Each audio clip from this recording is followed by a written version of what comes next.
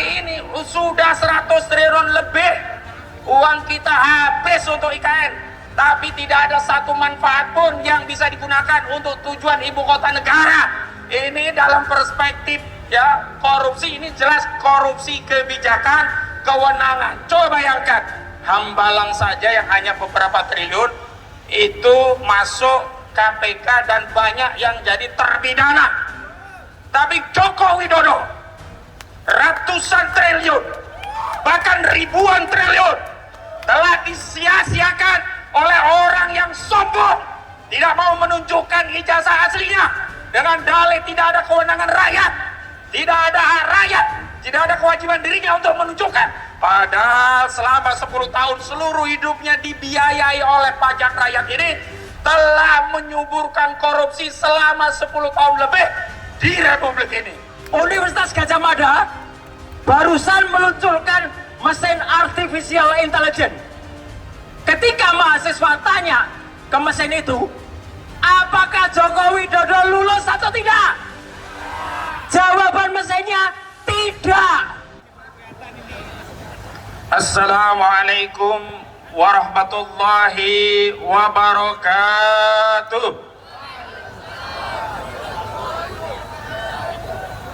Kita berdiri di sini bukan untuk memelas kepada Komisi Pemberantasan Korupsi untuk menunaikan kewajibannya dan menuntut hak kita agar korupsi di negeri ini diberantas.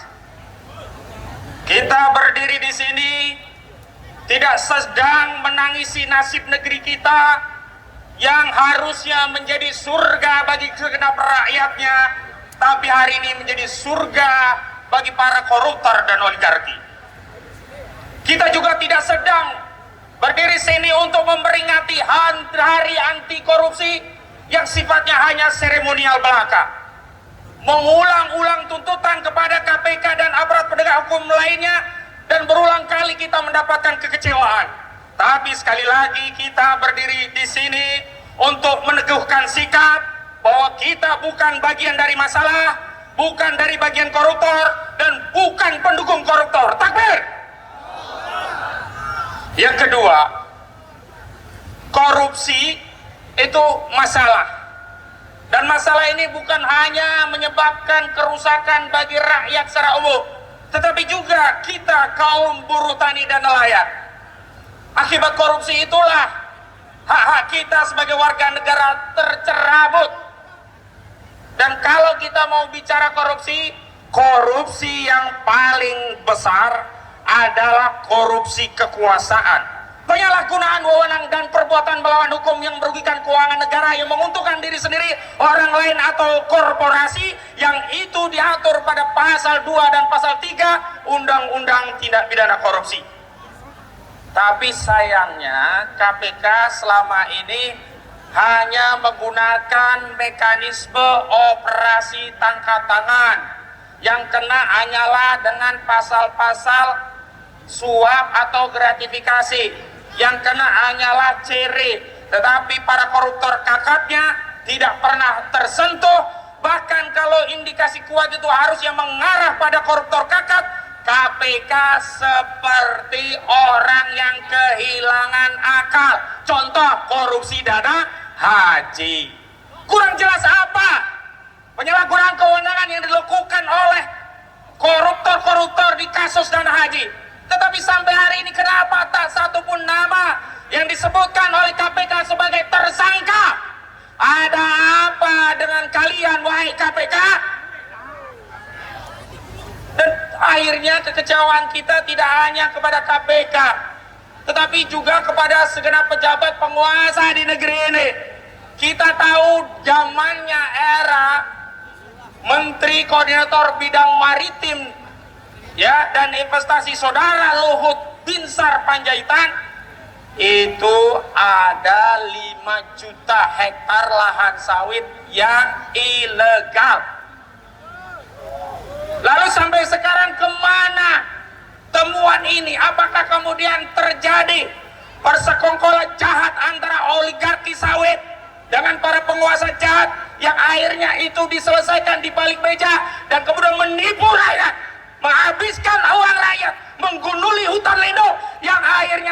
saudara-saudara kita yang ada di Sumatera menjadi korban dari kerakusan oligarki sawit, oligarki tambang, oligarki hutan yang menjarah harta rakyat, dan itu dilindungi oleh para penguasa.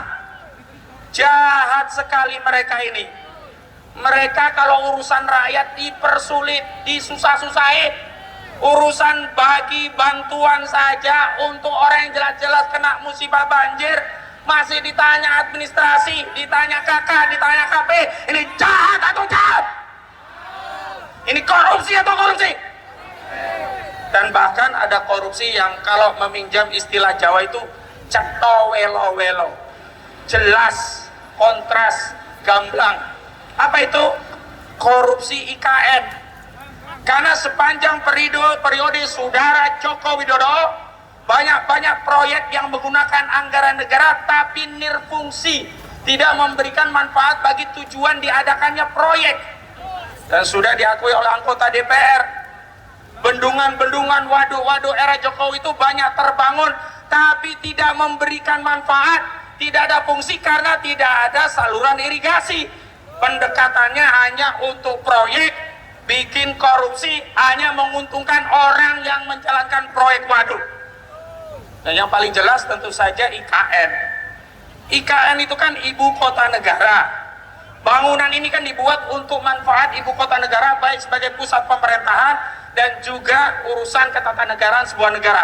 Hari ini sudah 100 triliun lebih uang kita habis untuk IKN, tapi tidak ada satu manfaat pun yang bisa digunakan untuk tujuan ibu kota negara. Ini dalam perspektif ya korupsi, ini jelas korupsi kebijakan, kewenangan. Coba bayangkan, Hambalang saja yang hanya beberapa triliun itu masuk KPK dan banyak yang jadi terpidana. Tapi Joko Widodo ratusan triliun, bahkan ribuan triliun telah disia-siakan oleh orang yang sombong, tidak mau menunjukkan ijazah aslinya, dengan dalih tidak ada kewenangan rakyat, tidak ada hak rakyat, tidak ada kewajiban dirinya untuk menunjukkan. Padahal selama 10 tahun seluruh hidupnya dibiayai oleh pajak rakyat ini, telah menyuburkan korupsi selama 10 tahun lebih di Republik ini. Dan dampaknya tentu saja kepada kita, kaum buruh, di mana hak-hak dasar buruh menjadi tercerabut. Jangankan bicara kesejahteraan, upah minimum saja tidak pernah terpenuhi, yang normatif saja tidak terpenuhi, apalagi kalau kita bicara yang maksimal. Selanjutnya, maraknya penguasa yang menyusahkan dengan melakukan korupsi bersama oligarki. Ini sebenarnya kalau kita mencontoh teladan dua Umar. Umar yang pertama adalah Umar bin Al-Khattab. Beliau adalah khalifah kedua kaum muslimin. Kemudian yang kedua adalah Umar bin Abdul Aziz, khalifah di era Bani Umayyah. Keduanya ini tuntas menyelesaikan masalah korupsi. Yang pertama, Umar bin Al-Khattab menggunakan ketentuan pembuktian terbalik. Yang ini dalam RUU pembuktian terbalik tidak pernah digolkan oleh DPR.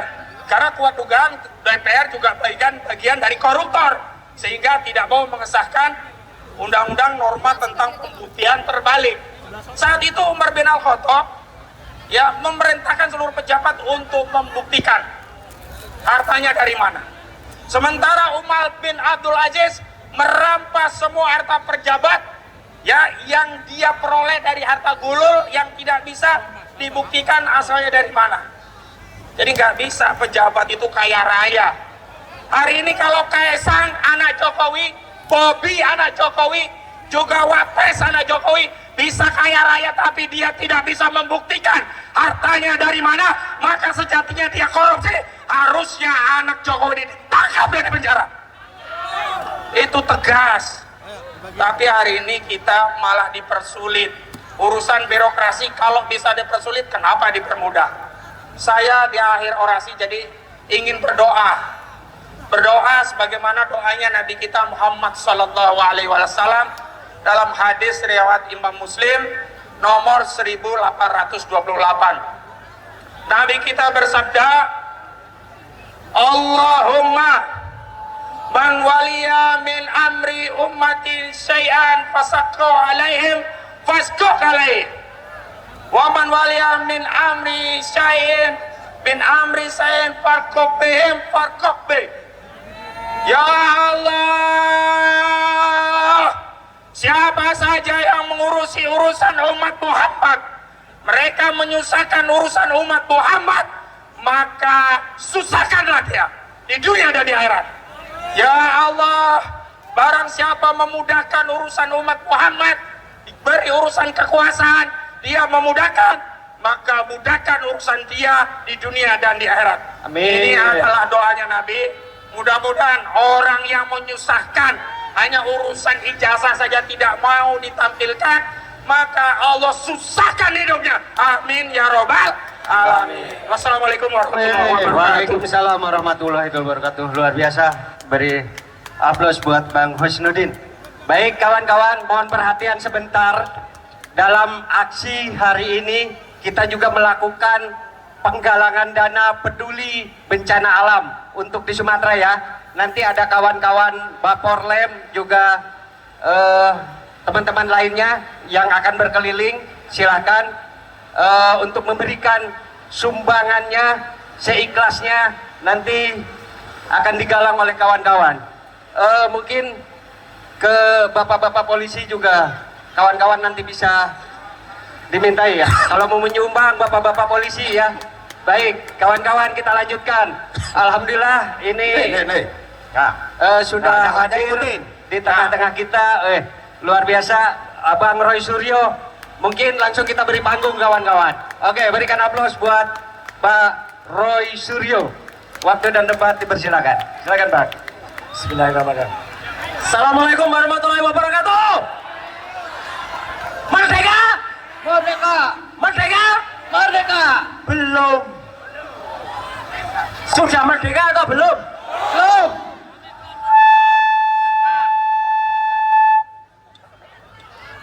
Ya.